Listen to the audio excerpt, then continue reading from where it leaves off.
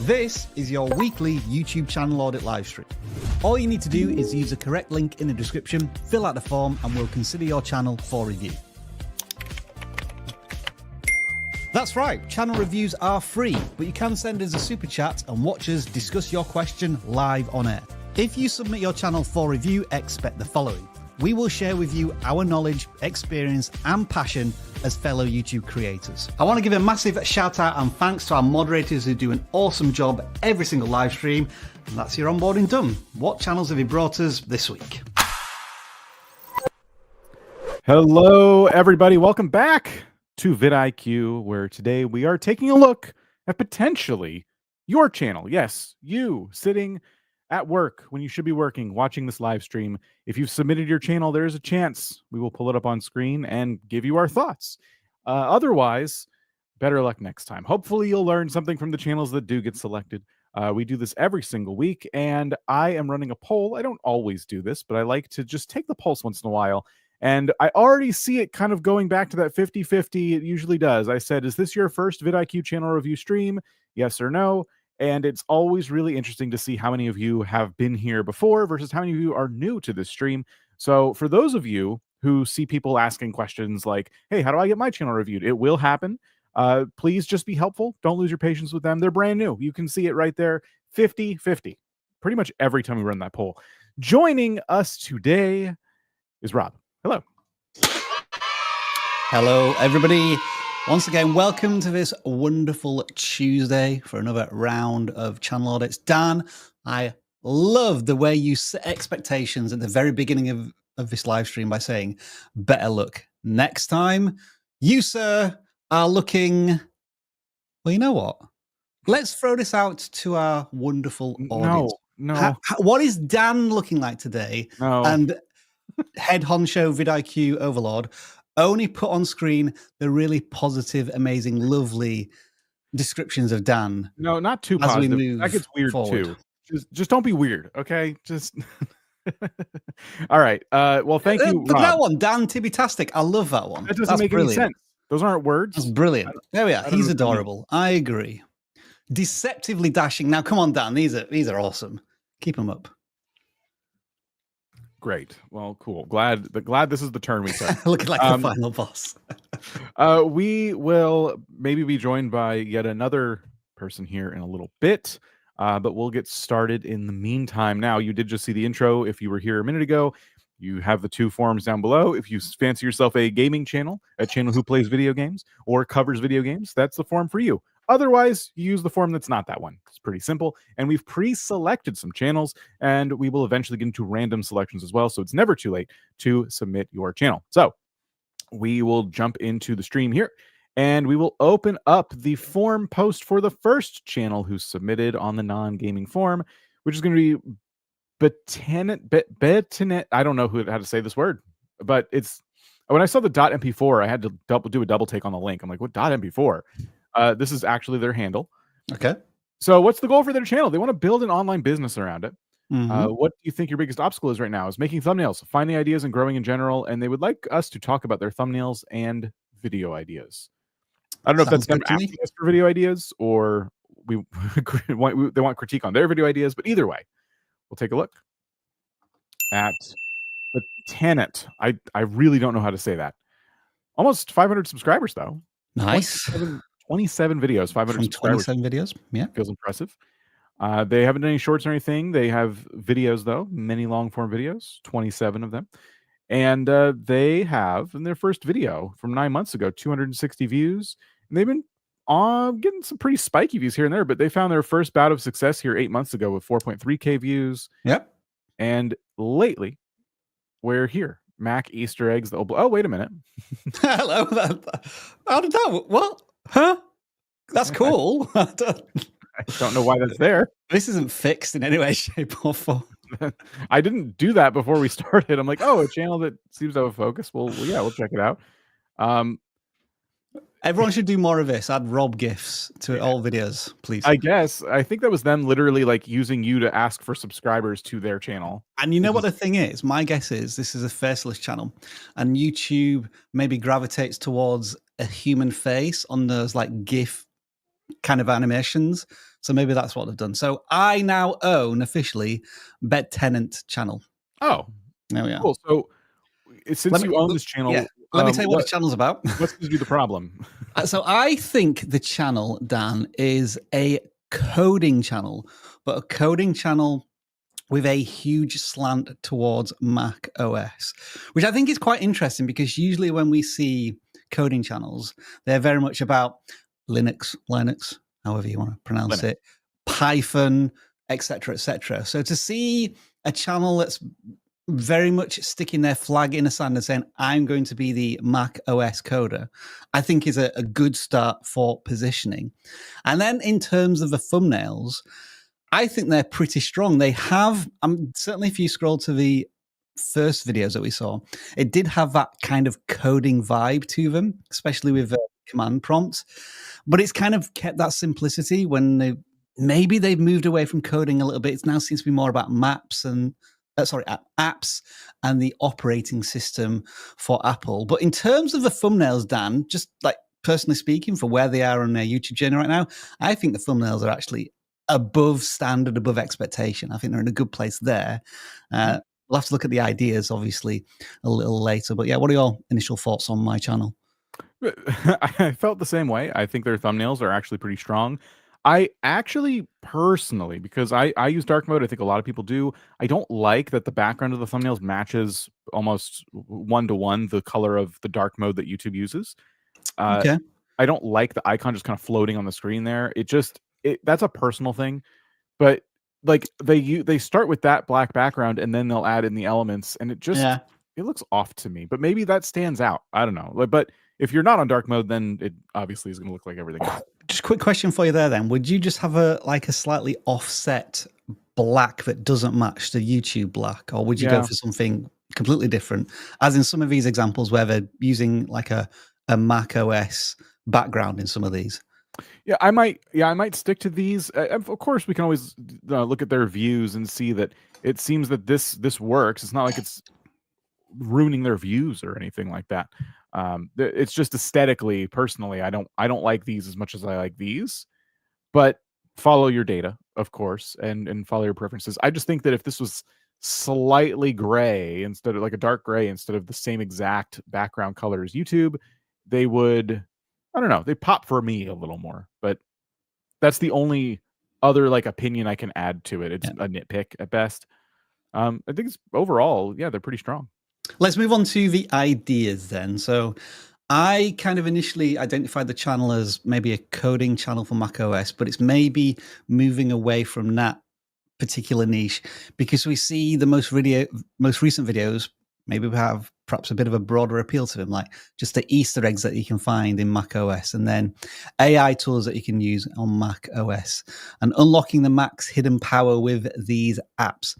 So I think where the creators position themselves now is to help users of macOS become, I guess, power users. That would be like the broad viewpoint. And so what type of videos do we do here? What I might be doing here is, I know it sounds a little blasphemous for this creator, but type in something along the lines of top 10 tips for Windows 11. Like actually purposely go to a different operating system and see the things they're talking about there, because it might be to do with like performance and speed.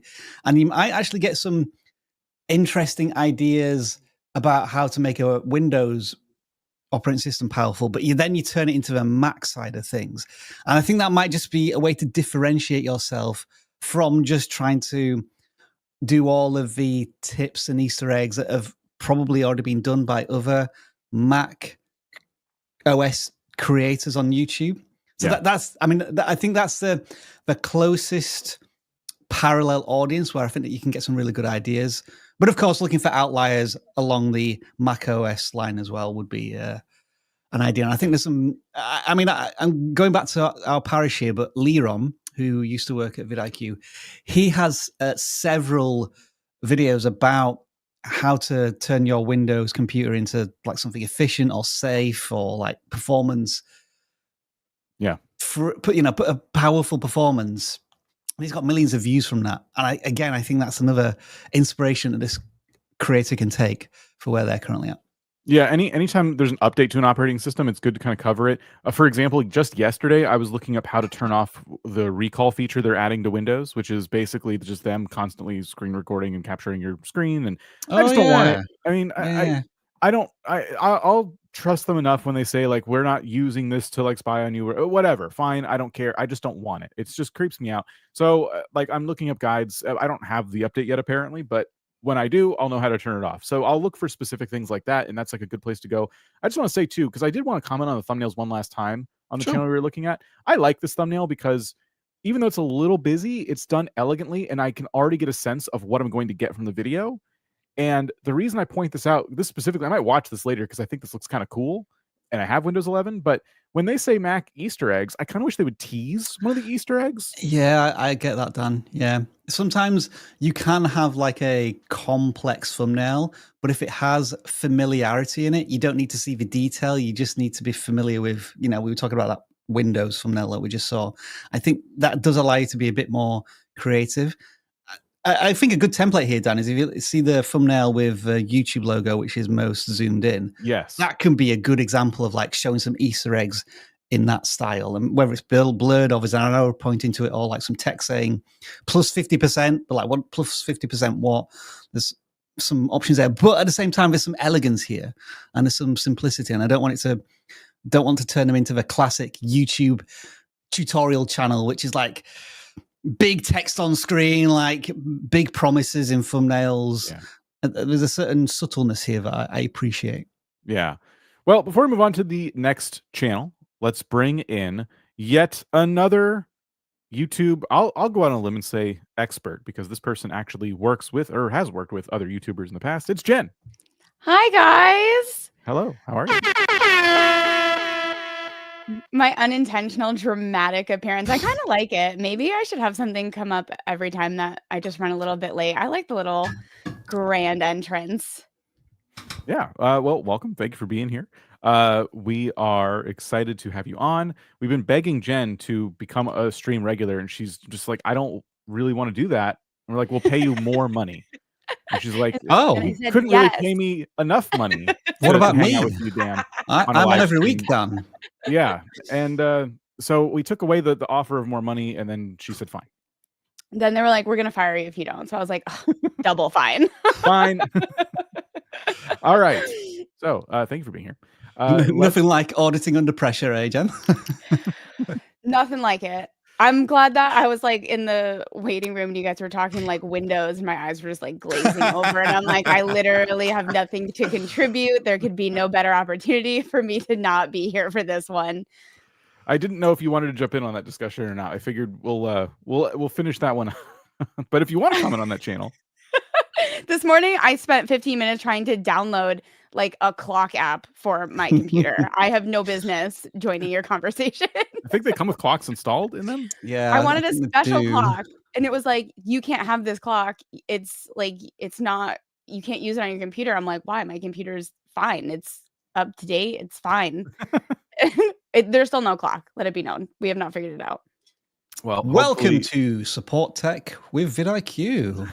Hopefully, have you turned it on and off? Upcoming channels helps with this. Let me solve your problems, guys. That'll be my new channel. Our next channel is going to be from the gaming form, and they go by Ghost Prodigy. And when asked what was the goal of their channel, they say to turn it into a brand, which was I thought was kind of an interesting answer. Your biggest obstacle right now is retaining viewers, and you'd like us to look at your long form intros. So long form videos, specifically your intros, which will go into retaining viewers, of course. And yeah, I think that's a good, nice, easy place to start. So they actually have almost 1,500 subscribers, 500 videos. Wow. And they're playing games like Elden Ring and Dark Souls. And yeah, so the channel focus is there. They're having some success. Thousands of views of the channel that has thousands of subscribers. That's strong performance. Let's ask a question here, because they say they want to turn this into a brand. What is your interpretation of a strongly branded channel, or what does brand mean to you on YouTube? Yeah. Discuss.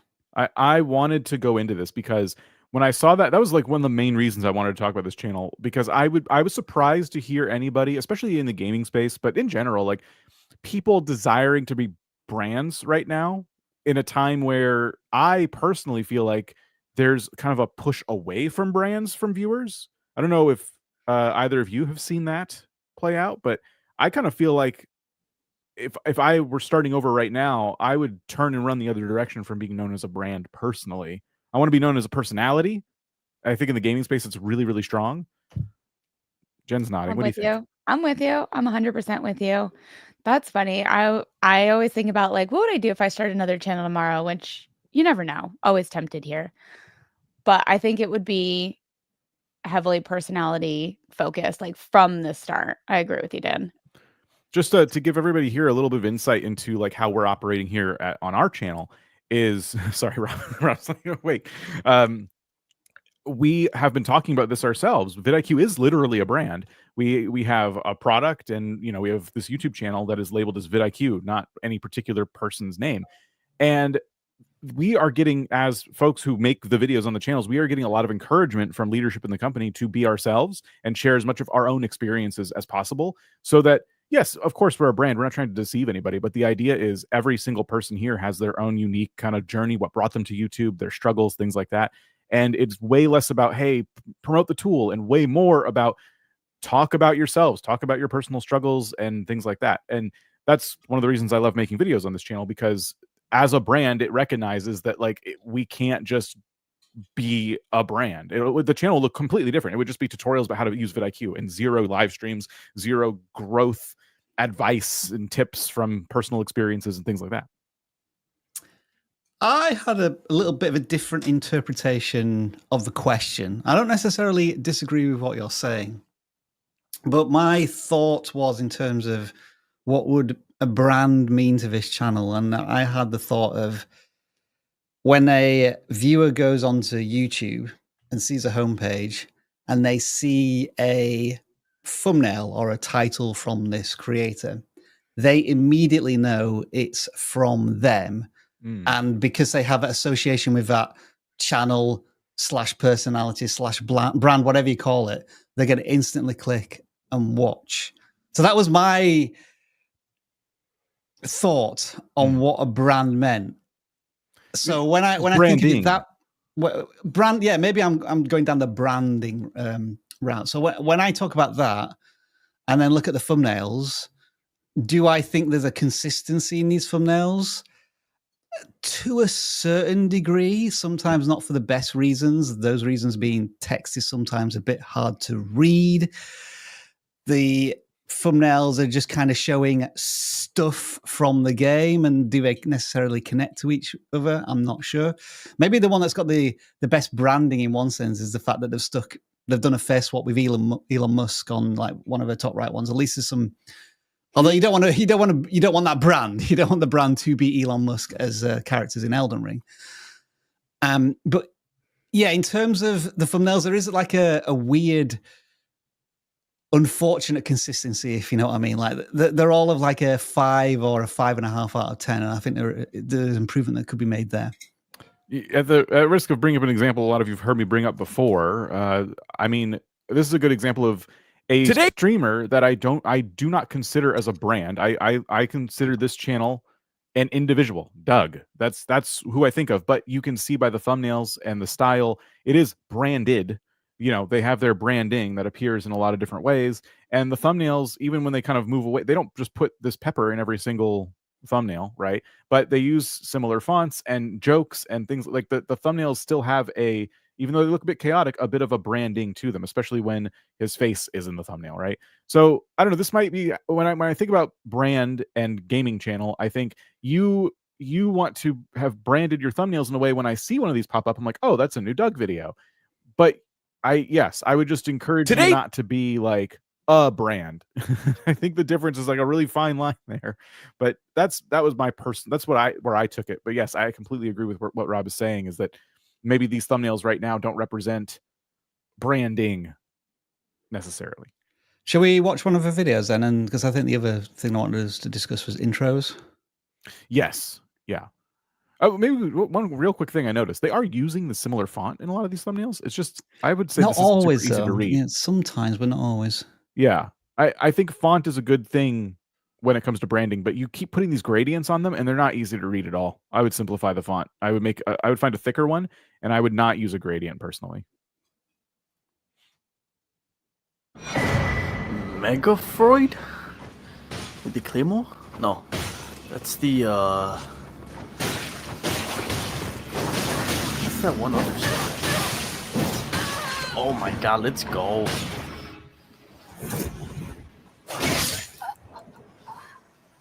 Well, I certainly know what's going on in this video. Not. So Dove right into it. 2 minutes of build intro. So after the first chapter. Wait a minute, what was that? The rest of this build stats and equipment. Remember to stick around to the build breakdown where we discuss. Okay, so this is like intro. Right. So it's built into here somewhere. I felt like where you stopped it would have been a really good natural break for the intro. Yeah, let's try and find the beginning of this. This is obviously them like actually doing a proper introduction. So it looks like we just stopped before. Oh, okay. Yeah. What's good, gang, and welcome back to another Just for Fun Elden Ring PvP build. And today we're going to be using double Miladies, yes, the light great swords, which just have an insane attack combo chain that it can just go on forever, and is actually pretty fun to use. So we're actually going to start off with Endure while building. Pause there, Dan, I think. Yeah. Personal opinion, but I would probably ditch the first 30 seconds where it threw me in. Yeah. I didn't know what was going on. Oh, I liked that. So yeah, I thought there might be disagreement here. I didn't. I was that. confused. I felt they were confused. I was like, get him. And then it was like, how we're going to get him. I get that. I guess it's just a little long for me. Yeah, did you not think it could have been get him in like 5 to 10 seconds as opposed to the 20, 30 seconds that it was? I agree with that. Where it says commence, it's like, okay, it kind of threw us in, but then I think this portion could have started like here, at least. Just like that final, like, destroy. And then it was like, oh, here we go. I think it would have been better if it started wherever in here, but then he's talking under it. Like, today we're looking at this build. It can do all this damage because when we got to the actual intro with the text on the screen and everything, you weren't doing a fight anymore. You were just kind of with your character standing there recording in real time, just kind of swinging at nothing.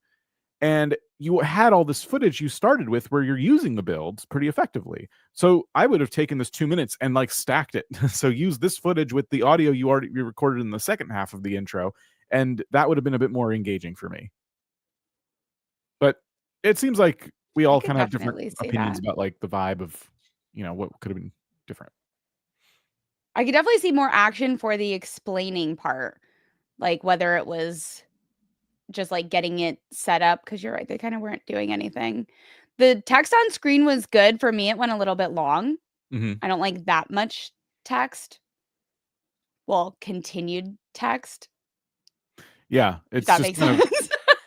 And we still have like a whole like 30 seconds of that. So much text. Yeah. So it Which is like high effort edit, but so much text, because now I'm just like, when is the text ending? That's where my brain has shifted, where I'm just only watching the text and I'm like, it's still going. I've played a lot of like Diablo and games like that where I do look up build guides to figure out how can I make like a really badass character that can just mow through anything. And I like them to be short, personally. That's like another critique. Maybe there's room for videos that are 12 minutes in this particular space, and I'm the weird one, but I go to like websites that have written build guides, and then usually there'll be a video attached to it, and that video is never longer than 1 or 2 minutes of just them showing the build and showing the damage that it can do. And it's enough to get me excited to use it, or at least see the play style in action.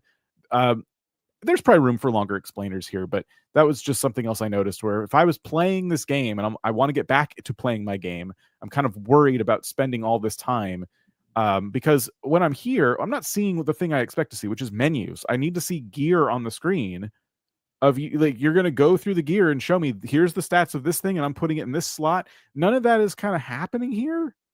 Now, granted, I've not played Elden Ring, but I imagine they have menus where there's gear down here. they did say to stick around till the end. So that's at the very. So I would love to see the retention graph because I feel like they have a lot of people skipping. Because I'd skip to here. This is what I expect to see. I know it's not as action packed, but it's a build guide, so that's kind of where I'm at. But overall, I think we'd all agree that the video has a strong focus. It has good editing from what we saw. There's a little bit of a conversation around how they've structured the video, but I think overall it was a good video. It definitely offers value. It has 1,000 views on a channel with less than 2,000 subscribers. That's really, really good reach. Do we feel okay? I'm just gonna say it, Dan. You can shoot me down. Do we feel like it's actually a build guide though, or is it more like an exploration of these swords? That's true. I forgot the title was how to power. What the swords are doing. It's just the intro, the things that were being said spoke to me. You felt as like it build went guide. more build guide from the style of the video itself. Yeah, and that could be Interesting. a title hook mismatch a little bit. Yeah. That's a good call out because I forgot the title while I was watching that. What do you think they could have done different if it was more just like an exploration of playing with the swords? I think you just have to be careful not to pitch the build so far at the beginning of the video because they even tell you where to go to see the actual guide, the build breakdown. And we got to see some action, and then it was this part that made me feel like, oh, they're going to show me how to use this build. Then we're back to action, and we don't know what's being said in here. It sounds like it's a PvP too, so it's like real players you're playing against, which is very interesting. Yeah, that does kind of change things for me a little bit. But I would definitely be focusing on the hook in terms of like match it with the title. Yeah. I mean, no matter what, it's still the expectation didn't automatically set you into this is not what I would expect when it starts playing. Yes. So there's something that has to change a little bit for it to all be super cohesive. Yes. Yes, I completely agree. Well, there we go. That's where they're struggling with their hooks. Well, perfect. All right, we're done here. Yeah, I have nothing further to add because I'm still trying to comprehend the fact that Elden Ring and Skyrim are actually different games. I didn't realize that. They both have what's builds. the second one you said? Skyrim. I've never heard of that one. I've had a few Elden Ring creators before, but I've never heard of Skyrim. Is that what you said? Skyrim. Elder Scrolls. There's going to be a new one. You'll definitely hear about the new one in a couple years. So, do we do self-indulgent gaming, Colin? Rob wants to talk about video games. I do. But I always talk. Let's go. No, I'll go first this week. So I'm still playing Prince of Persia, Lost Crown, Sands of Time, whatever it's called. And I've now got to that point in the game, and Dan, let me know if this happens to you. Whenever you play one of these exploration, Metroid, Castlevania type games, there is some point where you just forget what you're supposed to do. You forget what mission you're trying to do. And then you're just lost in the map and you have no idea because you get an item which unlocks a section. And I can't remember which section I need to go to. And the guide isn't helping me. But the other thing I quickly wanted to discuss is, have you ever started playing a game, maybe in particular a mobile game, and discovered after several hours of playing it that the developers never finished the game? Because I was playing Dead Trigger 2, and apparently they stopped developing on it several years ago. So I've unlocked all of these new maps, but there's no missions in these maps to do. So I've been grinding and earning money all of this time to unlock something that doesn't exist. And that's annoyed me a little bit. I'm glad I didn't spend any money on it. I feel so bad. Yeah, I avoid mobile games. I like mobile ports like RuneScape, Stardew Valley, things like that. Yeah. Full-on mobile games have disappointed me so many times that I don't even give them any weight in my brain anymore. I think it is time, Dan, to invest in Stardew Valley for my iPad. I think that's what I'm going to do next. I hope so. It's really and then good. I'll come back next week and tell you it was a complete waste of time. And you'll hate it. Why did you advise me to? You're gonna absolutely. Why did you advise me to start a shoveling game? Why am I doing all of this shoveling? It's like I don't need to do this. It's waste of my time. Sign up for that one. Jen, you playing anything? I have not played anything this week, but I am going to buy a Switch too. Oh, okay. You've convinced me from last time. After the live stream, I told my husband, I was like, Dan thinks I should buy a Switch 2 instead of a GameCube. And he was like, yeah, I think that'd be good for you. And I Yeah. was like, oh? He was like, yeah, you'd watch less like YouTube. You could do something else. That's true. That's I think it's so he can just play games completely uninterrupted. He's like, yeah, no, that'd be good. I would love that for you. Yeah. Yeah. Yeah. Well, they're not many, but they're adding a GameCube library if you have their special online subscription. So you will get to experience some big, heavy-hitting GameCube games if you sign up for that. Now, Sure. Jen, as well. Are you pre-ordering? Like, are you trying to get one at launch, or just a casual? I'll just pick one up when it's available in Walmart or whatever. I didn't realize that we had to, really pre-order it. Yeah, So then this is 2026, you can enjoy the Switch 2. I Oh, think. I don't like that. I don't like that at all. Yep. You might want to go to a midnight launch. Luckily, it's like midnight Eastern sounds time, fun, depending on where you're on the actually. world. But yeah, there's some inventory at some of these launches. You know what I think? I mean, this is going a bit inside baseball here, but Jen, I think you should go to a midnight opening and ask some of the people queuing to read out some of those facts. Oh my gosh. Oh, Yeah. That would be That's interesting. great. yes. When is the midnight release? Is it June 4th? Is it? Need to make June sure I 4th going into the 5th. take a nap that day. Yeah. Where do I go for that? Oh God, Jen, you're not helping us here. Come on, jeez. Goodness me. Best Buy or GameStop. That's well, okay. This stream got really technical. Trader about, Joe's. Sign me up right here, right now. I'm waiting. Jen's next video is gonna be her sitting outside a GameStop. I'm just sitting outside the wrong store at midnight. They'd be like, miss, go home. What are you doing here? Well, that was self-indulgent gaming corner, I think. Very self-indulgent this week. Okay, let's jump into the next channel, which is here. So the next channel is called Build with Mooney. The goal of the channel is to share and teach. It's kind of like ours. Your biggest obstacle right now is titles and long-form videos, and you want us to focus on long-form videos. Make sense? Here we go. Build and fix with Mooney. 36,000. I picked this channel, but I picked it with Jen in mind, and I'll try and explain why in a second. So the channel seems to be helping DIYers one at a time. I think that's a common type of enthusiast channel. They've had some success in the past. I mean, to have 40,000 subscribers from 200 videos, my guess is they've either had some shorts go viral or one or two long forms go viral. So it looks as if maybe they've had some shorts go viral. But having said that, if you go back to, go on down, let's just check if I had. Ooh. Yeah. Oh, wow. That's usually a telltale sign. That's brilliant. Cool. The fact Yeah. that they've been able to build an audience through shorts, which I think is a good strategy, and then have a long form community as well. Brilliant stuff. We go to the latest videos. I think this is where we start to try and dig into the pain points they have, in that they have videos that do pretty well, like 7,000 views, 17,000 views, 75,000 views. Brilliant. But then others which seem to be absolute, for not want of a better word, turd videos. Like this one here with Build the First American Wooden Flag, 800 views. 12 Woodworking Mistakes, 1,600 views. I guess the creators wanted to try and separate themselves from those 10 of 10s or whatever. And so this is where I'm kind of interested in Jen's opinion here, where you've probably coached channels in the past that have these certain buckets that do really well, and they don't even realize what these buckets are. Well, maybe we need to explain what buckets are, or they're reticent to always go back to that same style of content that performs well, but it burns them out, or they're not interested in it.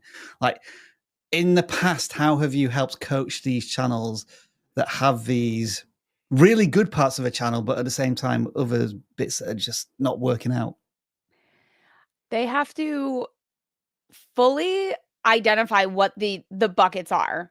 And then it's just kind of managing expectations. So when I look at this American wood flag video, I'm like, oh, super cool, super fun project. They were probably doing this for themselves for the summer. Right. And they were Okay. like, let me make a YouTube video about it. Yeah. Which we're also here to do that. We're also here to like fuel our own creativity and projects. But uploading it, seeing these views, that's something like you want to have already kind of in your mind. Like, it's not going to do as good as my jigs video. And this is like truly a community driven video. I do think we could have done like maybe a different thumbnail here that we could actually really see what they built. Yeah. And maybe like would have helped the views a little bit. So I look at this and I'm like, okay, projects, if they're not focusing on money or simplicity for a beginner, then they're not most likely doing as well, because the raised garden bed, super easy. We see cheap, we see $55. This is something we're like peak season of people wanting to garden. So we're hitting trends on multiple different places. Yeah. And then it seems like their safety to always come back to is like tips and tricks. And I think their shorts, just at that brief viewing of the shorts, were tips and tricks for like those super popular ones too. Even the less popular ones, the more recent ones are still like this video they made that I saw in the long form side is doing well in shorts. Isn't that interesting? The American flag one. So all this, the repurposing some of the long form content into shorts. How the American flag one has kind of done all right in shorts as well. It definitely didn't do bad, but even honestly from the shorts thumbnail, I could see what it was better than the long thumbnail. Right. Yeah. Okay. And it's a very, very super specific project. It's focusing less on technique and like an overall value behind it, and just something like cool to have. Like the garden bed is gonna like house your garden. Yeah. I was thinking the same thing, like super specific projects, but then like the row down, how to make interlocking hearts easier. That feels like a very niche technique. But that video performed really well. Right. I mean, is it just the power and the intrigue of a thumbnail? And does that make you go, oh, this looks pretty cool? Like timeliness, you know?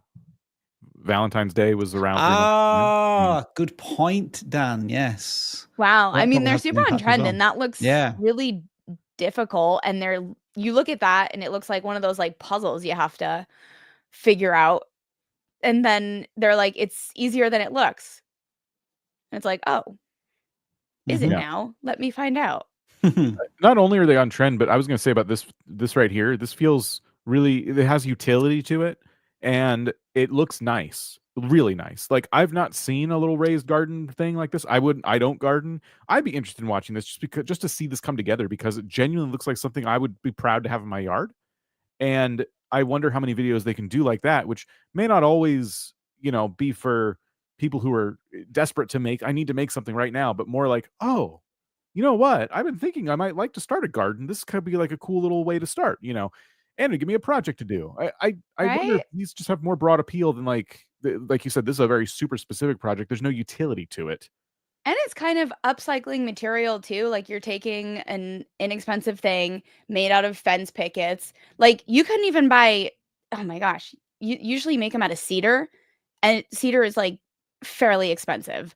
So I think this looks nicer, it's cheaper, and it's made out of an uncommon material that you very well may have or could obtain for free.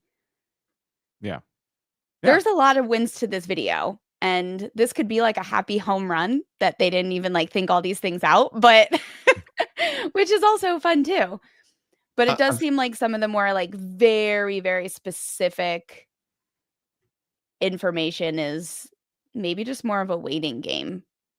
Yeah, and as you said that, Jen, I saw this video that Dan just scrolled down to here, which is cutting the perfect circle. And I think that has probably one of the broadest appeals and needs and desires for DIYers. And so I think this is a great example of like the biggest TAM, total addressable market that the video could appeal to. And the thumbnail is really impactful as well. Like, you got the big hole, a little hole, but then also there's a contrast between the two, because the big hole has no hole in it and the little hole has a hole in it. Try saying that more than once out of context. Maybe don't. So does the creator need to spend maybe just like a day taking that idea and thinking, what other big essential needs and desires do my DIY audience want? And that could apply to many projects, the ability to cut circles or like do difficult, I don't know, techniques. I'm a complete layman here, so I'd need some help figuring out what's the best thing to do. I think their secret sauce is taking things that seem intimidating to a beginner and advertising them as very, very easy, because all of them that focus on just being easy and also being like attainable in terms of money.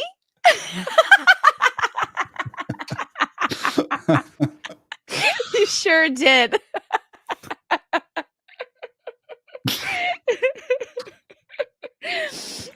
I think that those are part of the buckets that this creator needs to focus on, and maybe just narrowing down how many different types of content they're actually making, and go through that idea list and think, okay, is this for, high views, wider reach?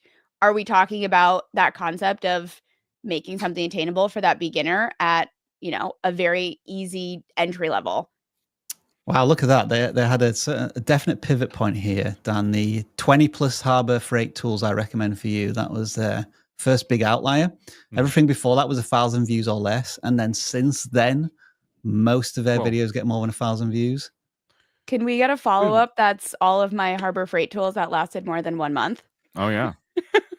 I was going to say about this randomly real quick. I was actually looking up at floating shelves. This thumbnail to me doesn't look quite like the ones I remember, like floating shelf. I was trying to find one of these. Like, these thumbnails are a little more clear to me. So I don't know. There's little things like that I wanted to just... I feel you. We want to see the float. Yeah, it didn't look like it was floating. It looked like it was on a mantelpiece. Yes, exactly. I think it needed to be from a better angle, and maybe even you putting the shelf on the studs on the wall. Or is it above a window frame? Is that why? It could be. Yeah, it's kind of hard to tell because it's so bright down at the bottom. Anyway, that was random. What's on that shelf? Yeah, they had a run with not too many views, but before that they did have a couple of outliers as well. I do think it's hard to tell. Of course, some of these are going to be evergreen and they're going to get searched, and they could have started out slow and then picked up over time. But yeah, really fascinating channel. I mean, they're doing great. Yeah. They just have to narrow down the ideas a little bit, or at least understand the difference between their ideas. Vintage birds on the shelf. That seems like I was like, literally, like, what are those? Yeah. They look so interesting. They do. I can see these better than the shelf, I guess was my point.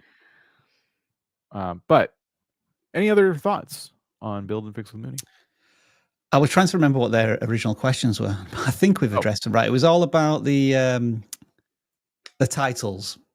Yes. Which I guess great job, everybody. Specifically, we haven't looked at them, but we've looked at the ideas around them. Yeah. I think their titles are doing great. I think I think they're successful in writing titles, and for the most part, their thumbnails. It's just making sure that the idea is there first for the interest. Yeah, when you include things like, that something would be easy, like Jen said, something that looks intimidating, and you're saying, no, it's not. That's working really well for you. I don't think you're putting any fluff in your titles or anything like that. They just feel clear to me, and the thumbnail seems to support the titles. Yeah, in terms of utility channels, you want to do something easier, faster, or cheaper. So if you include one of those desired outcomes in the packaging, which I think they're doing in all of their videos, chef's kiss. Good job. I would encourage that creator also to do grouped analytics and see if there's a huge difference between them on the thumbnail and not on the thumbnail. Yeah. Because it looks like for the most part their content does really well without them on the thumbnail.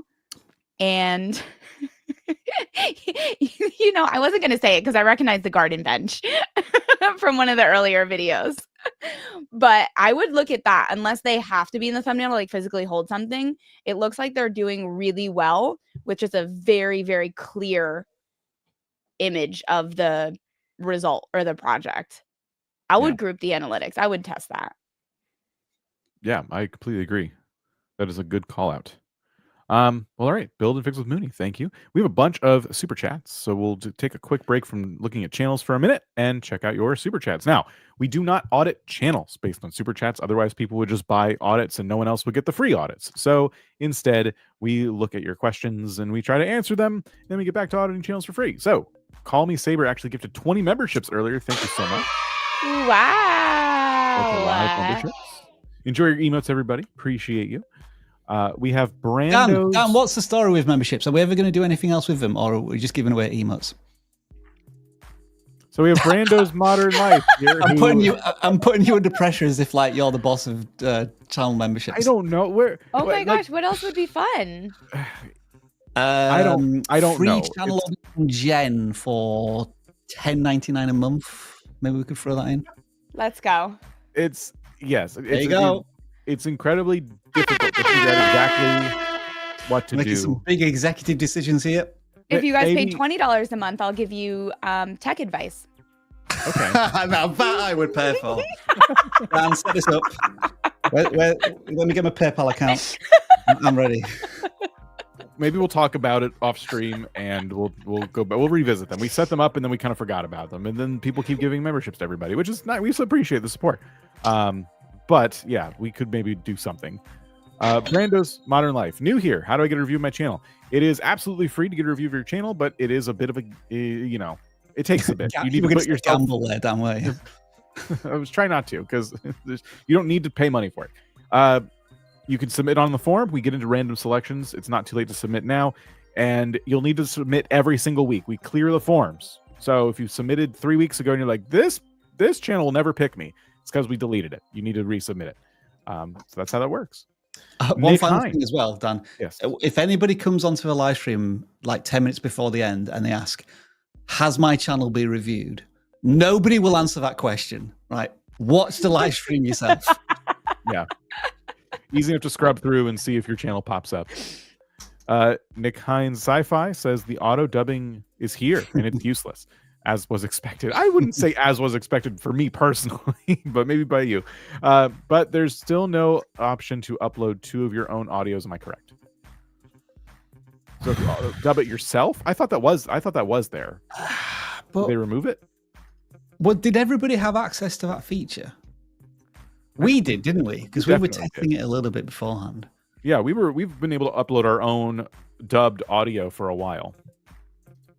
I'm going to look in the back end. Let me just see. Okay. I do. We actually have a question going out, I think, tomorrow on the community tab. If you want to go in there and share your thoughts on auto dubbing, be very curious to know, 1, have you tried it on a vidIQ video if you speak another language that's supported? And 2, how do you feel about it? I've seen some criticism of it. I haven't been looking for too much on this, but I haven't seen a lot of positivity around it. I always thought this would be kind of like a better use of YouTube's new push towards different AI tools, because in theory, your videos should just reach more people, period, end of story. But I'm seeing interesting opinions on that. So we have a community tab post going out tomorrow. Definitely throw your thoughts in there. We're very curious. So, Dan, if I share this, right. That's not you. Where have I gone? Oops, wait. Okay, I got to remove mine. Yeah. There we go. So is this where you would do it? It's a upload manual and then... Now, are these subtitle files or yeah, are they I don't audio? know. That's what I'm a bit confused about. Because I thought we could do audio. File. We should know this, and we don't. Yeah, we'll have to look into it. Thank you for bringing it up. I swear we were able to upload audio files. And then Brando's Modern Life had another question for us. I'm in the stage where I spend hours working on, or hours on my work vlog. I get very little views. I know this will improve, but for now, there's very little payoff. We're here for you. What kind of work vlog? I'm interested. Yeah, I'm super interested. If I had to guess, you're not niche down enough for vlogging. Day in the life of a... Right? Exactly. Work vlog. Does that mean you're doing your 9 to 5? Does that mean you're literally vlogging at work? Are you also a woodworker and you're taking us to watch you make cabinetry. I don't know. It's probably not marketed correctly because there is a way to really get views on vlogs, but it's hard. What about the mindset here? Because the mindset here is that the payoff for this creator is more views. Do we encourage the creator to try and reset their payoff at this point, whereby, okay, let's not worry about the views right now. Let's worry about if you are able to implement this new type of storytelling in your hook. And then once you've done that, you're really happy and satisfied at the outcome of that, and you feel really happy and proud. And those are things that you can work towards at the moment. I love that. Rob's bringing us back with the real stuff that's important. We're like technical titles, vlogs, you can do it. But it's true though. What is the actual payoff? There's always a payoff for every single video that you make. If you're choosing to only focus on views, you're eliminating celebrating so much of the success that's associated with YouTube in general. Did you get one new comment? Did you edit 1 hour faster? Did you just honestly like your video better? Like, there's so many things. My attitude and philosophy is always to fall in love with the creative process before you fall in love with building an audience, because that means that when it comes to the question of are you still doing YouTube, the answer you hopefully want from the creator is, well, yeah, of course I am. I love doing this. Like, I wouldn't do anything else. And if you can harness that fuel and that passion in the first 6 to 12 months, then we all hope ultimately that the views and the audience are going to come. But if you've been able to build these life skills, I guess, these creative skills, just having a message and talking about it on YouTube, I think that is the first win I certainly had when I started this, because I wasn't getting any views to begin with. YouTube life skills, that's a course that needs to be sold. Nobody's selling that course. And it's available at $49.99 on memberships, and that's going to be hosted by John. People let him know. I was just going to add that we've looked at channels like Ian from 7-Eleven, and there was a channel I think 1 or 2 weeks ago we audited that was they work for a garbage collecting company, I guess, and they have their camera and it's like a day in the life of this person with a job that not a lot of people have, and it shows like this unique thing. And I have to imagine they started doing that because they thought it'd be kind of cool. They realizing not a lot of people get the experience that they have, and they have something to share, and they shared it. And if you enjoy what you're doing, and you're like we've just said, the views will come. Like, just think about it from the perspective of like what is unique about your job that is fun to share. Why did you want to start a channel besides views? And I know for folks here that's difficult to like hear, but that's what makes success. Is like, yes, the views should be a symptom of the success you're having. They shouldn't be the thing that you're trying to achieve.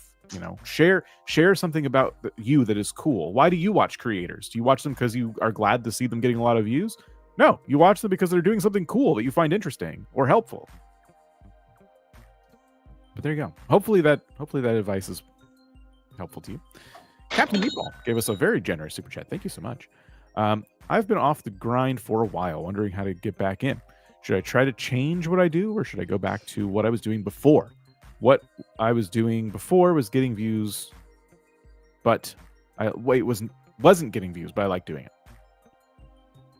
I love this. I always ask a creator that's in this situation, if you could make any single video that you've had in your mind and it was going to get 100,000 views, what video is it?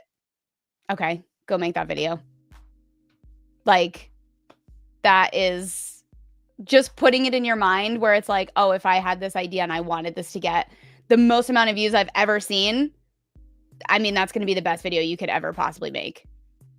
Yeah. That's what's going to get you past this hump, like what you actually want to create, not what you were doing before, not what you feel like you should be doing, but like what's something that just feels so exciting that you actually want to make a video. And if you don't have that idea yet, that's totally okay.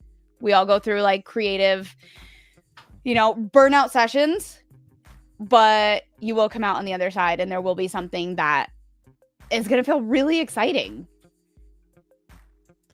Following your passion and then look and see who else has made a similar video. If you're struggling, like, how do I pitch this video though? Like, what I'm doing is too unique. Maybe it is, but maybe there's a way to pitch it that makes sense to the viewer that's passing by on the home feed. And everything else about it, if you follow Jen's advice there, everything else about it will click as soon as people will start watching. I also think you should go find 5 new YouTubers to watch today. That is the best to get re-inspired. Like 5 YouTubers you've never watched before, search random things that you like go find new creators, because you're going to watch them and be like, oh, this is why I wanted to be on YouTube. And then that compared with ideas that you actually want to make, you'll feel like a whole new person. I can't understate how good that advice is. Yay! Yeah.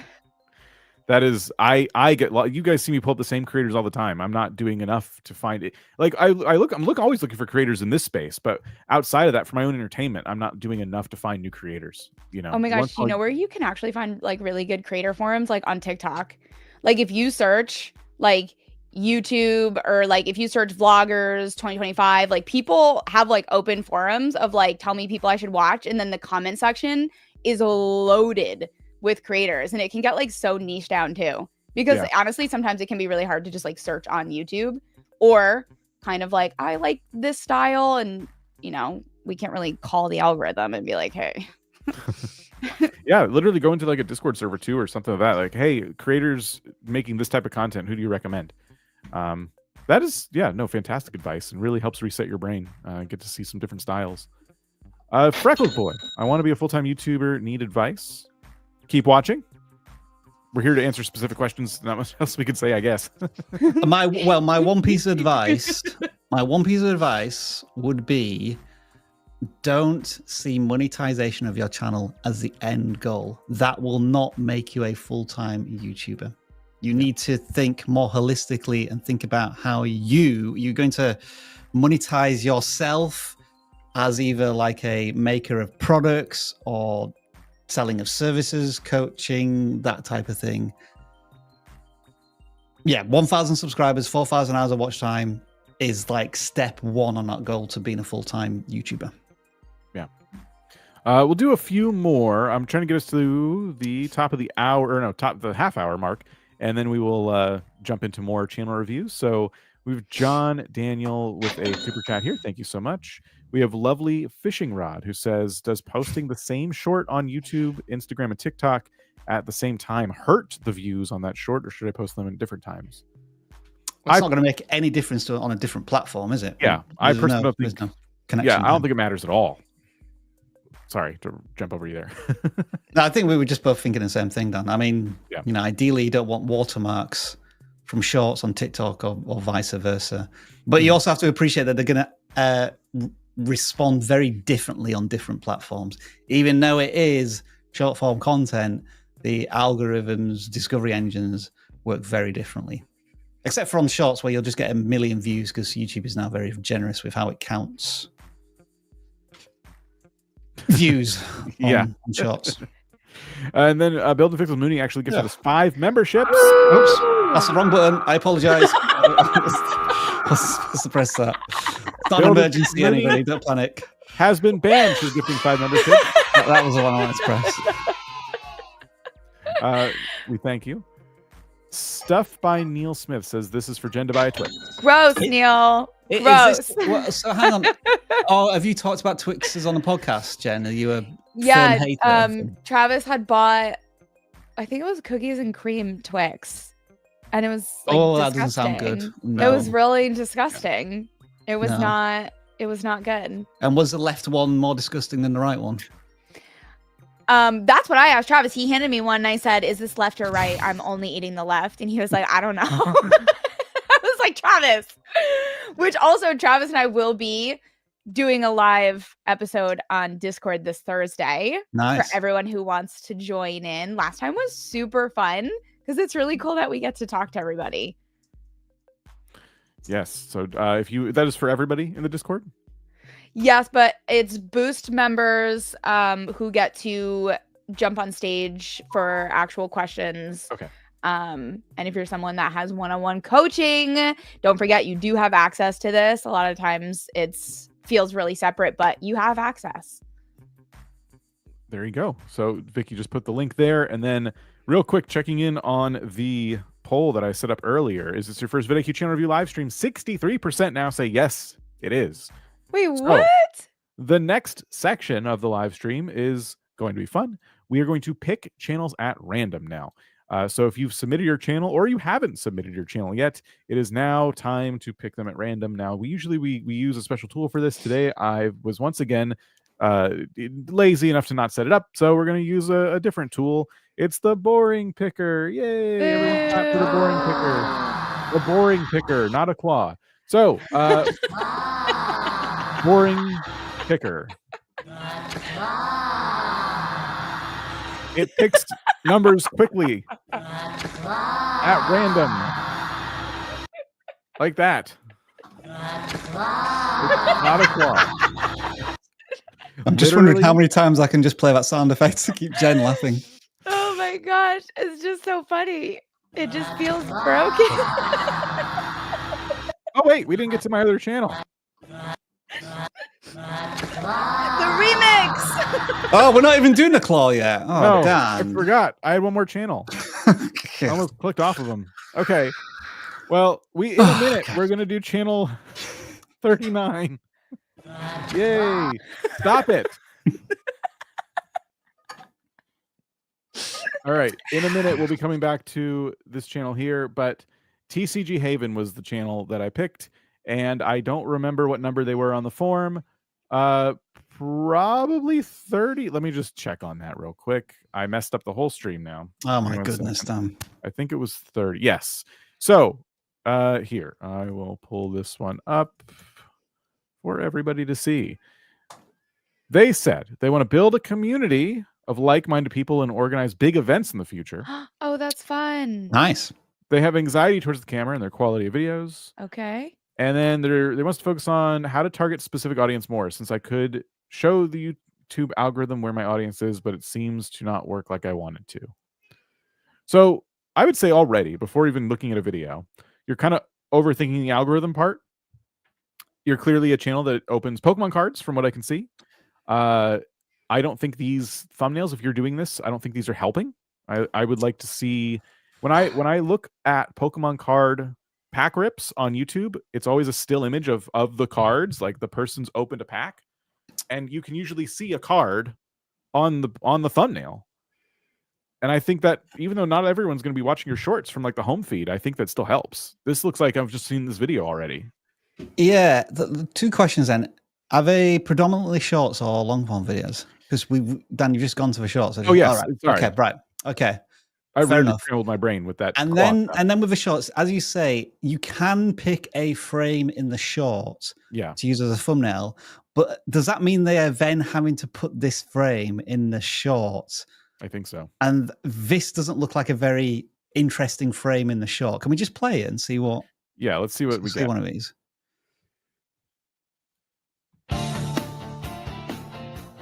Yeah, so, I mean, if you pause it, well, what I was going to say is even that very small intro to get that thumbnail in, that's when the viewer is swiping away. They don't want to see an intro splash screen on a short. They want to see the cards immediately. Yes. So that would be my first suggestion in terms of just specifically for shorts. You need to get a visual hook in there immediately. And you're forcing the viewer to wait until you can create your thumbnail, it looks like here.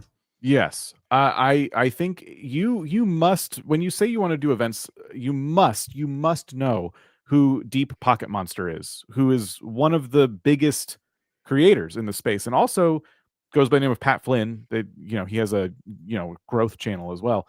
That's how we knew him originally. But if I type in short, I can't type with my cat here. Pocket Monster.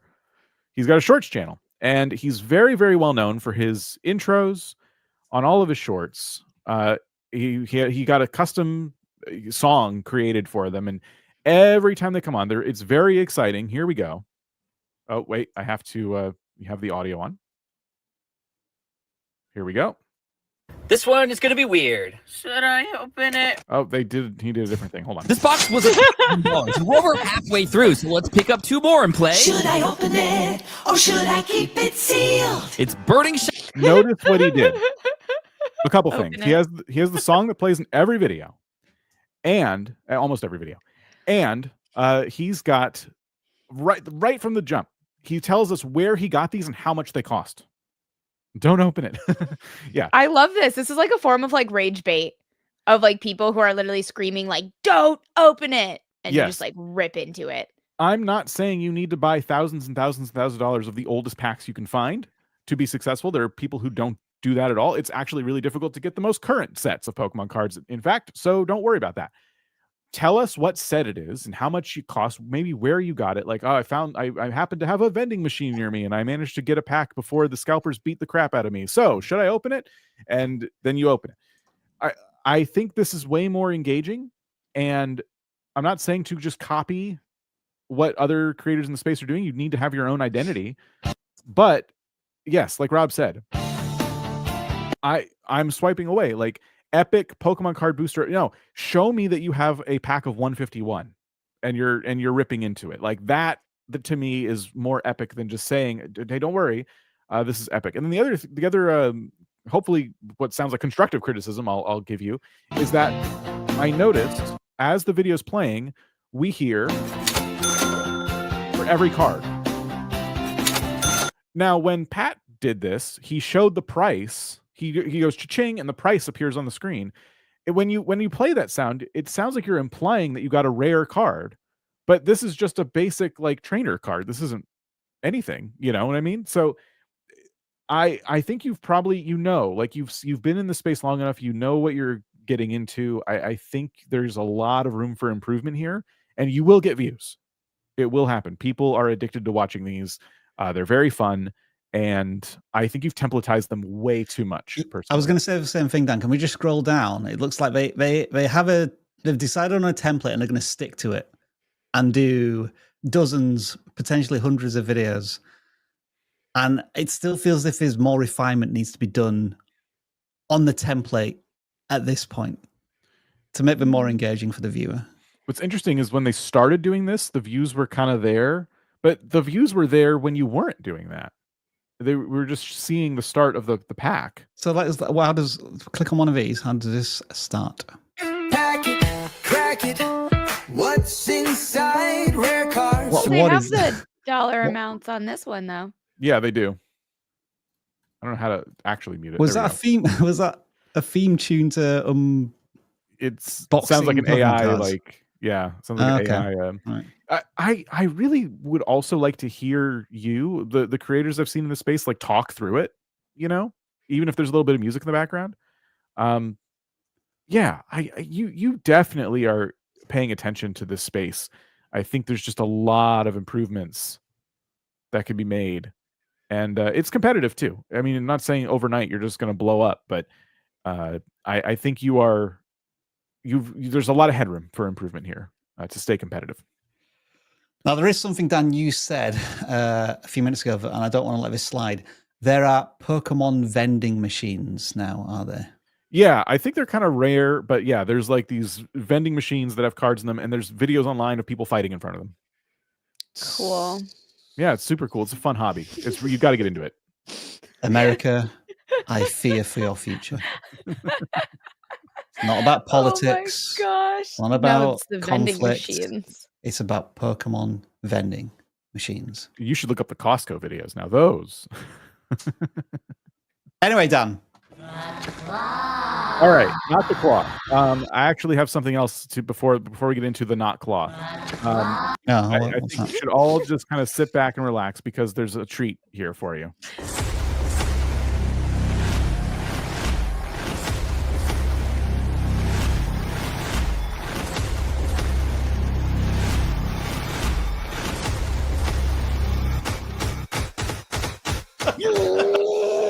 What a smooth aftertaste that is. Do I want to get yoked or do I want to be a thrustmaster? I don't know. Absolutely trash.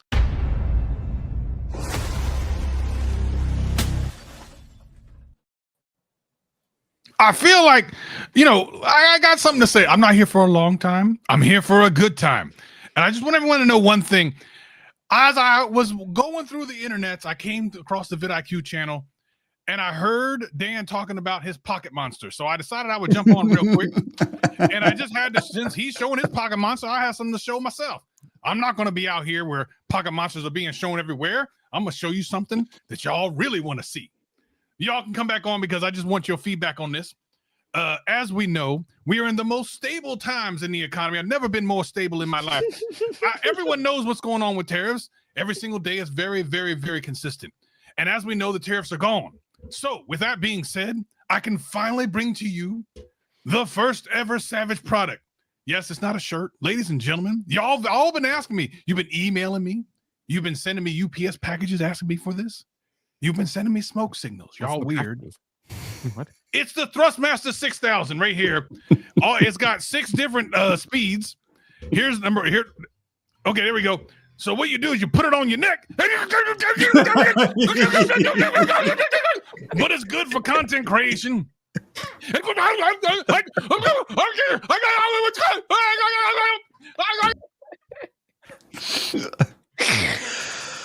Yeah.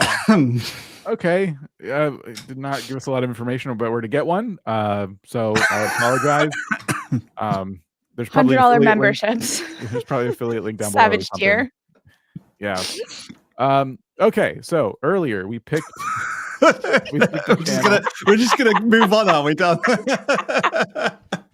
Oh yeah. Where were we? Yes. Nova STEM Plus has just been sat there on the edge of their seat for about 20 minutes. Yes. Which form was this? See, does it matter anymore, Dan? Was it 39? Does it really matter? Oh boy. Hold on. Was this their channel? Does anyone remember the number? I ain't got a from clue. the Knot Claw. I'm gonna say this was probably it. I think we just need to move on, Dan. We got it. So good. Well done. Well played. Right. So to make my own audience and return the audience who watched me, only 1% of my viewers are returning. Okay, so that's their goal. Right. They want to get more returning viewers. Okay. And their biggest obstacle is getting subscribers, but you just said it was returning viewers. We should focus on this one. Don't worry about subscribers. That's my first piece of advice. And then they want us to focus on getting an audience, which, just to be clear, when it comes to filling out the form, this question is specifically asking us when we do the review of your channel, what do you want us to focus on? Do you want us to focus on your titles, your intros, things like that? So we'll do our best. We'll give you like a brief overview, but we're not getting like enough to kind of work with your forum post. I will just let everybody know. And it's not too late to edit your forum post. If you kind of feel like, oh, I did the same thing, you can go back and edit it. No problem. Okay. So 177 subscribers. We have, videos posted maybe a couple a month. It looks like, well, last month you did a lot. I think we can give I'm going to give my best assessment here just by the first row of videos. Say, Inside the Secret Life of North Korea, Grade 9 Health Lessons English Medium, Volleyball Skills as a thumbnail, NVIDIA in Revolutionizing the Future of Computing, Grade 9 Health Lesson 4 English Medium, something or other. Channel focus. I think that is the key. It's the fundamental, and this is where the creator needs to start. Because I don't think you can do a video about the inside life and culture of North Korea in conjunction with something about health lessons. It seemed like if you're on the Venn diagram of interest, North Korea is up in this corner here, and the health thing is sort of that.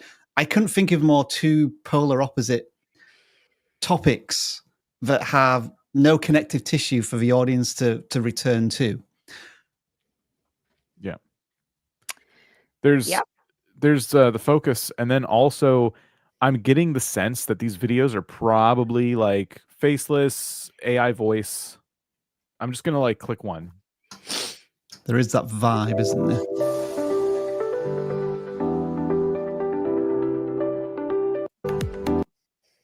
Today, I'm going to explain the 5-lesson. Yes. Oh. So I did notice a through line with this channel, and it does seem to be like school lessons for like maybe it's grade 9 specifically, maybe it's the grade they're in, and they're kind of like, oh, I know, like as I learn things in school, I'll make videos about them and like explain them.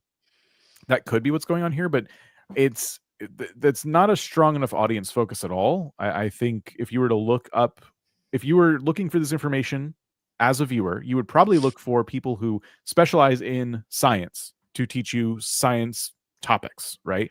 But I feel like you're kind of taking a curriculum for just the whole of a school grade and putting it on YouTube. And that's not how people are necessarily going to look at this. They're going to look for experts in the field to kind of help them study.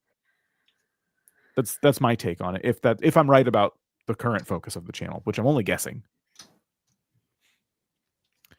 Also, I guess I'll just add, I think you need to earn people's trust if you're going to be giving them facts about, real lessons about real skills and things like that. And when I see the thumbnails and I hear the voice and stuff, I wonder if the script was generated and it hasn't been fact checked, things like that. There needs to be credibility, and credibility is earned by being on camera, being a force behind your channel, like explaining your credentials. Why are you qualified to teach us these things?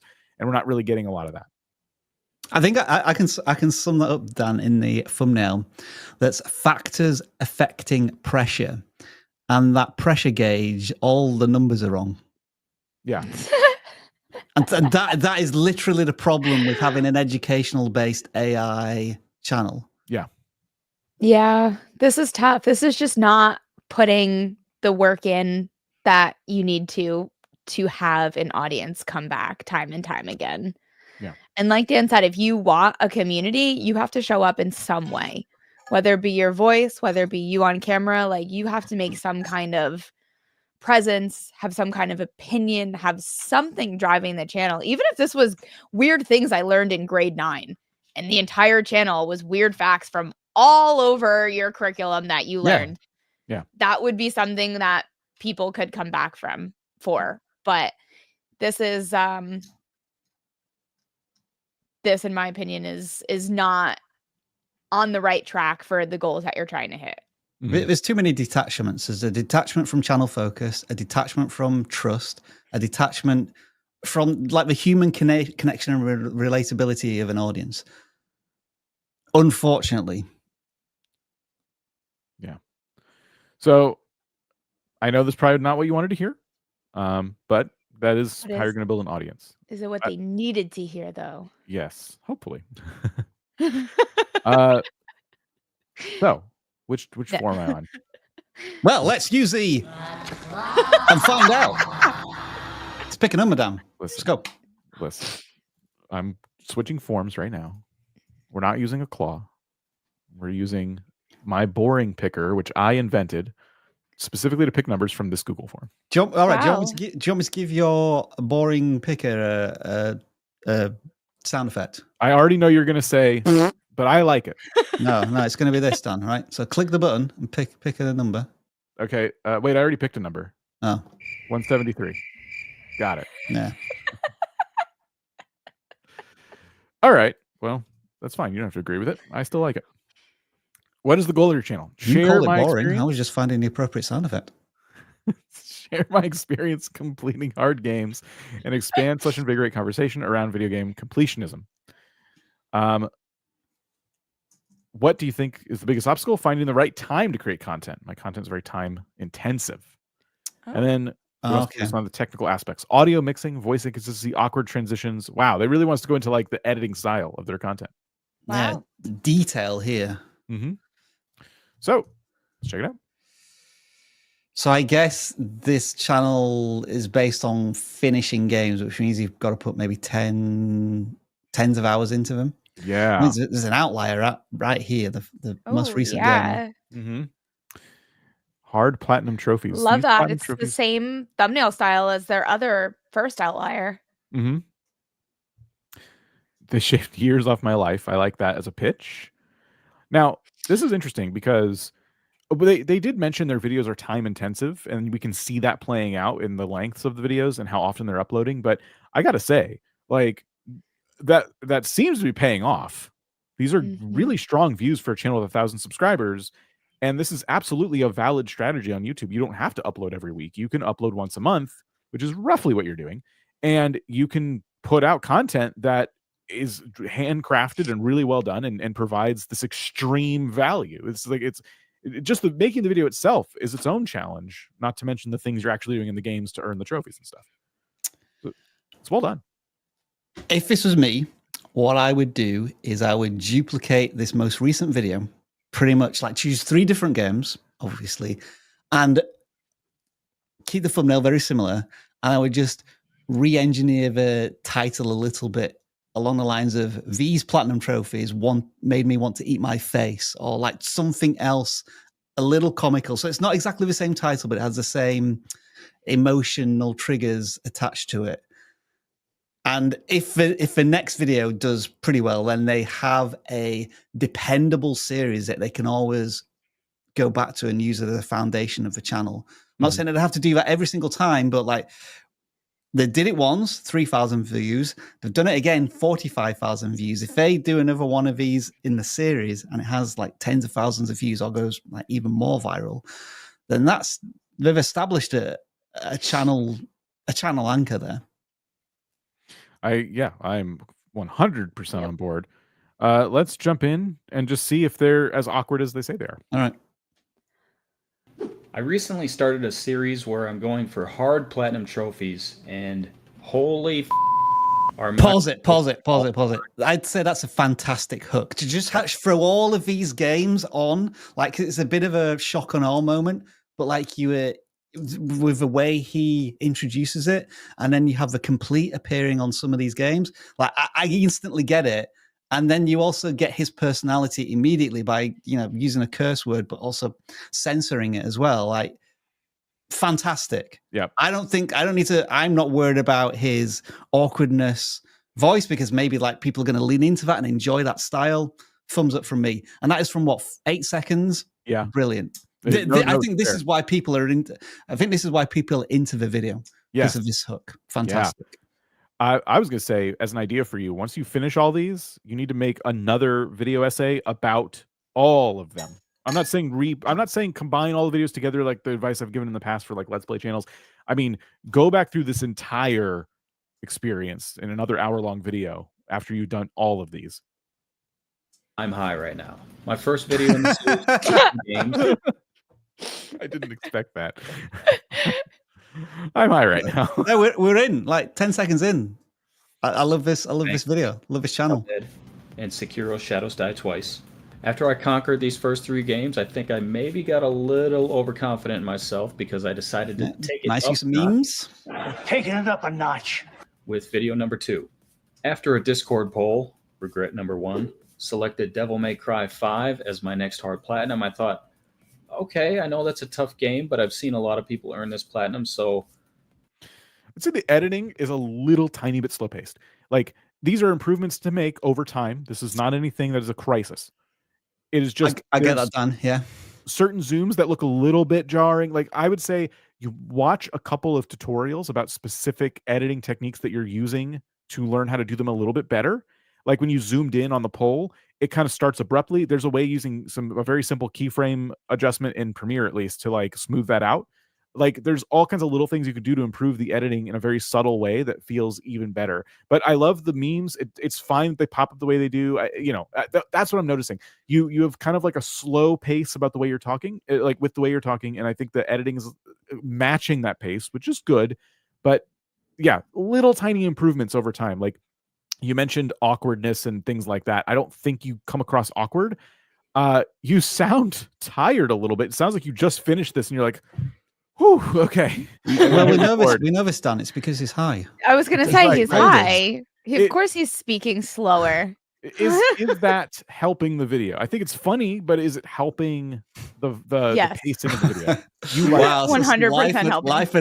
Life advice here from Dan. This is how you show personality. As right now, it's a faceless channel. Yeah. This is like, I know exactly who this person is. I know what they like to do. I know what their humor is. I know even just a little bit more from the title, shaved years off of my life. Like, that's it's a more fun title than a lot of traditional options could have been. So I feel like we have so much personality showing through here. And this person is not really afraid to be who they are in their content. We just misheard that. Wait, We what? paused it. let's play it from the start again. Let's No. because we've just No. You said you said you were high. I know what I heard. We could be liable here, Dan. This is defamation. No. They were very clear. You said you were high. Jen said you sounded high. Rewind it. And that's the narrative now. You record these high. Now we know. To confirm, Poindexter 2291 is not high.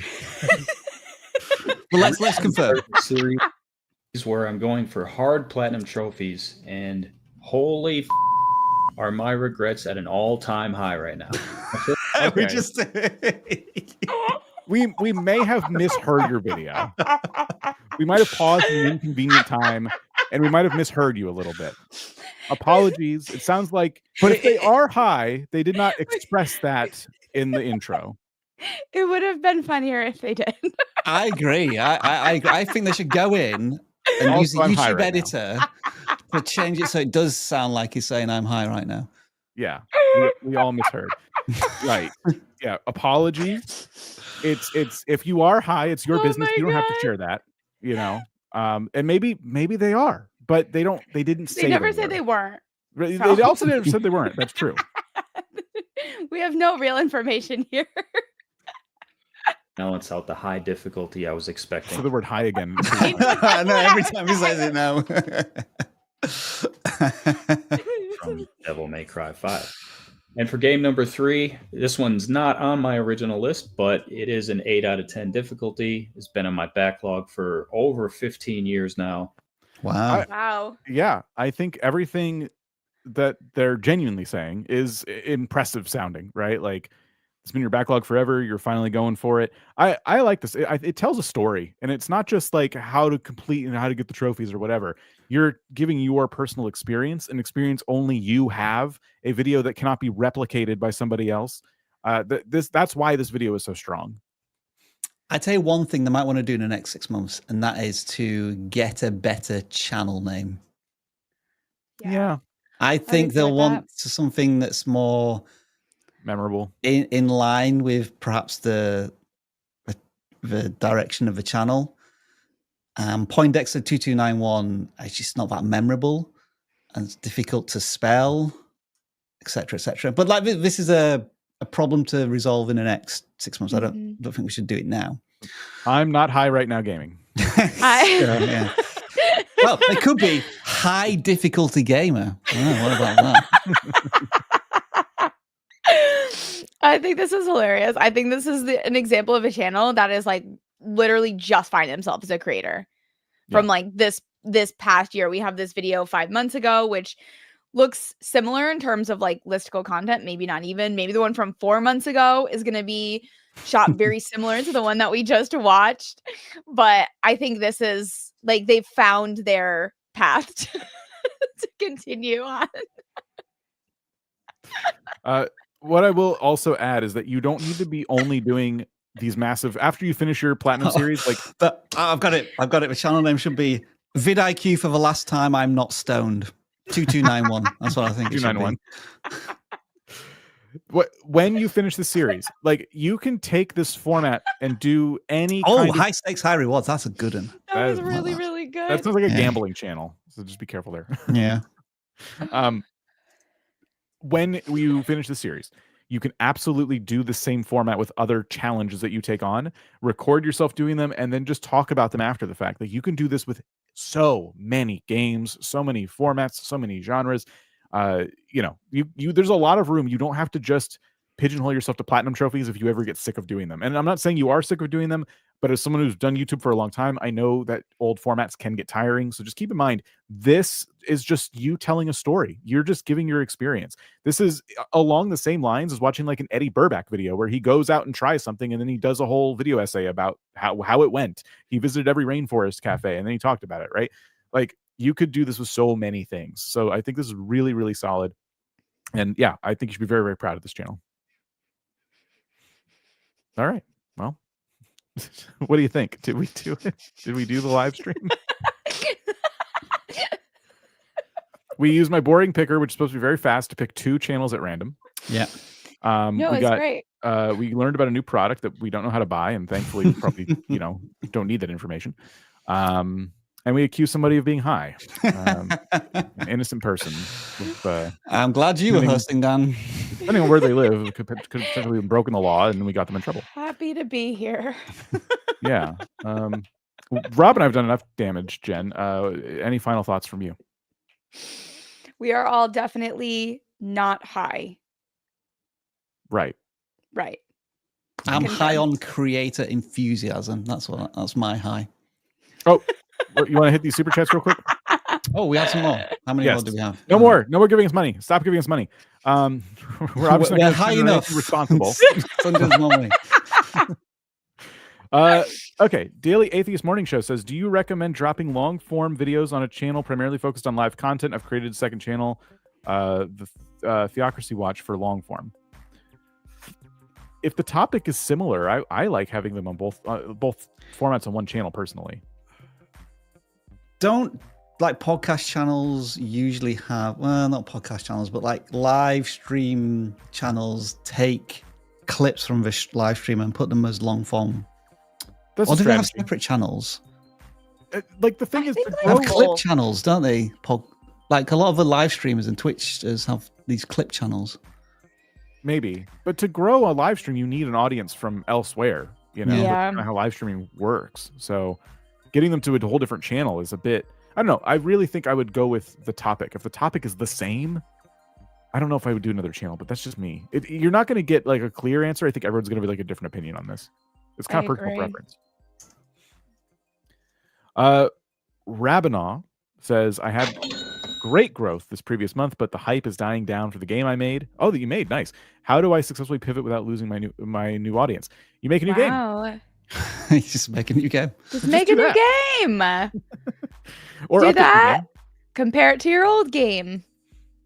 Yeah. That is a challenge. The audience is clearly there, whether they made the game or not. The audience is clearly there for the game that they were talking about.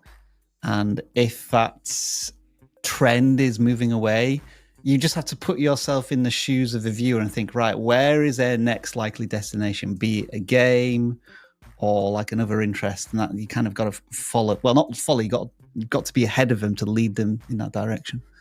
True. The thing about creating, whether it's games or videos, is you kind of, to build the career, you never stop. You just always create something. That's why I said, like, I'm half joking when I say make another game. You could update your game. People are there for new content, you know? I guess look another at what way. brought them in. Oh, sorry, Rob. No, Jen, please go I ahead. was saying, look what brought them into the game that you made, because that's also kind of hard to get people into for something that's super foreign and new. So look at what built that audience and then use that greater value to apply to something else. Yeah, that's a good way of putting it. Greater value. I was going to use thread or through line. We've just seen that channel, the guy who's completely stunned, whose through line is playing really difficult games so that they can transition and take their audience from one game to another. So what might be Rabinah's through line?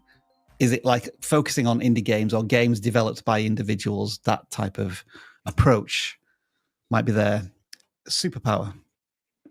Ironic name for an ironic comment. Ultimate Letdown says, great vidIQ, great content vidIQ. Can't wait to be reviewed.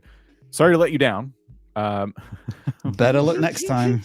Yeah, better luck next time. Orville, thank you for the super chat. Orville says, is a new member. Orville Wall. That's a unique sound effect. Ghost Prodigy says, thank you for the review. We'll try and find a happy medium with the intro build. I'm sorry. What am I reading right now? What's happening here? Oh my gosh, they're probably high. Oh my God. Find a happy medium with the into build and lactation, like Dan mentioned. Did I say lactation? Wait, what happened before I got on here? I don't remember saying lactation. But we did It's accuse okay. him of being high earlier, so I can't put anything past us. That's true. That's true. I hope that was autocorrect. Thanks for putting my comment in the video. Absolutely. New member, Talk Out Daily. There we go. Ultimate Letdown says, okay, no more money. Yes, stop it. And then Pepe Sylvia. Pepe Sylvia says one more Claude for a Jen giggle. You've got it. Where is it? Yeah, she cracked. I tried to hold it in. Right. Okay. Well, now we can leave. Yay. Yay. All right. Everybody wave awkwardly as I hit the end screen Everybody button. jump out of a auditing boat. Wow. All out. Demonetized. Have you pressed the button, Dan? Are we going? No, I haven't. I just thought. All right, Can I I'm not- royal wave? You can do that. Is this giving It's royal? more Oh, like Rob that. would know. Okay, bye.